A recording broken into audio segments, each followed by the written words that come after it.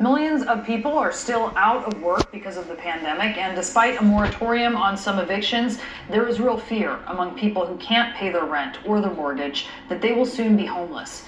A photojournalist on location in Arizona spent a week capturing the anguish of these residents. He followed sheriff's deputies carrying out the daunting and unenviable task of serving legal notices, and he snapped gripping images of people either losing their homes or trying to stave off eviction. John Moore is the Getty photographer who captured all of these images. He happens to be on assignment this afternoon at the Trump rally in Michigan, and that is where he is joining us from. I want to thank you so much for being with us. Can you tell us what you notice the most when you go out and shoot these scenes? Is there any one thing that really stands out to you about the people who are being evicted or the sheriffs who are serving these notices? Well, you know, it's interesting.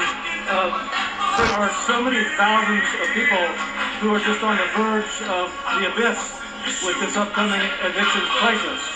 In Arizona, I was in Maricopa County with constables, and they were going from house to house and evicting people from their homes. Now, it's hard to describe really the level of chaos that is in people's lives, especially on the lower end of the economic spectrum. The COVID-19 pandemic really has brought people to the brink, and they really don't know how to deal. People who are naturally already in crisis because of their economic situation are in much worse shape right now. Can you describe the most difficult eviction or near eviction that you have witnessed so far? Can you tell us about it, and also just, tell us what it was like to be watching that?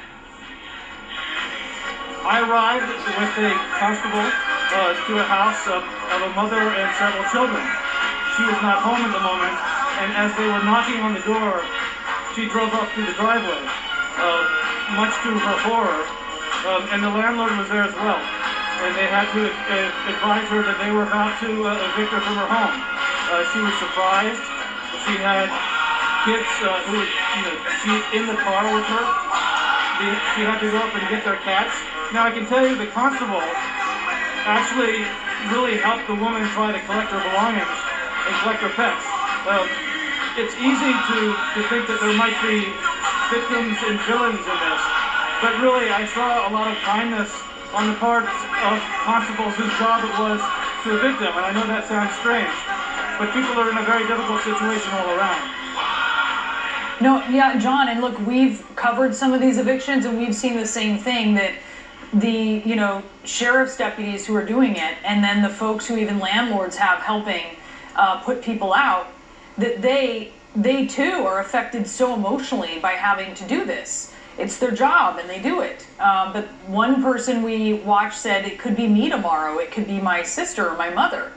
And we're hearing, I think that there's probably some strangeness in the fact that we're just hearing like the Village People playing behind you, quite a jovial scene there at the Trump campaign event.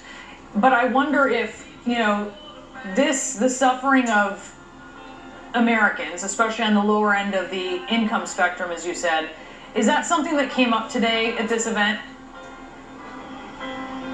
Not really. You don't really hear a lot about that at a Trump campaign event. When I come to events like this, or there in Arizona with these families, I see it as my role to show really what's happening. Not what people read on Facebook, not what they see in a tweet, and not what they hear from a crazy uncle. I want to get out there and show really what's happening. And although we are concentrating on this election right now, as well we should be, there are millions of Americans right now who are on the brink of absolute desperation.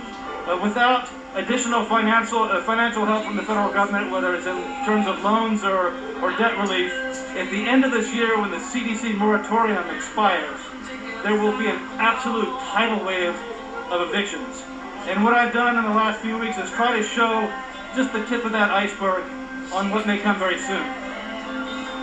Well, John, you've done an amazing job. I mean, just looking at your pictures, they sort of like cut to the bone, right? They just get you in the heart when you're watching them. And thank you so much for talking about them with us.